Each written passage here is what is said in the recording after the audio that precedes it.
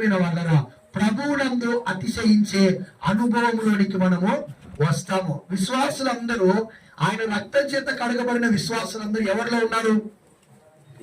ఎవరిలో ఉన్నారండి?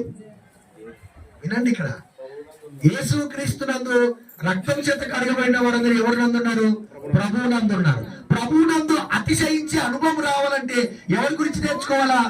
యేసు క్రీస్తుని గురించి మనము నేర్చుకోవాలా. చాలా మంది జాగ్రత్తగా గమనించండి, చాలా మంది ఇదిగో క్రీస్తును ఎరుగక, క్రీస్తుని గురించిన సంగతులు ఎరుగక, క్రీస్తునందు వారు ఏమై ఉన్నారో ఎరుగక, క్రీస్తునందు వారికి ఇవ్వబడిన గొప్ప స్థితిని వారు ఎరగక ప్రభువునందు అతిశయించే అనే అనుభవంలోనికి చాలా మంది రాలేకపోతున్నారు.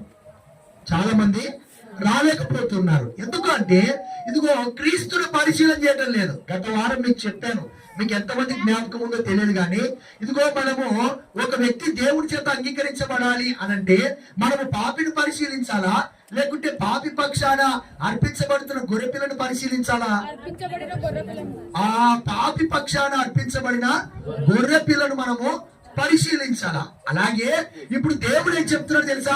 ప్రభువునందు అతిశయించే అనుభవము ఎట్లొస్తుంది? ప్రభువునందు అతిశయించే అనుభవం ఎట్లొస్తుంది? ప్రభువును పరిశీలనగా తెలుసుకొనుట వలన, ప్రభువును పరిశీలనగా తెలుసుకొనుట వలన. దేవుడు అదే చెప్తున్నాడు.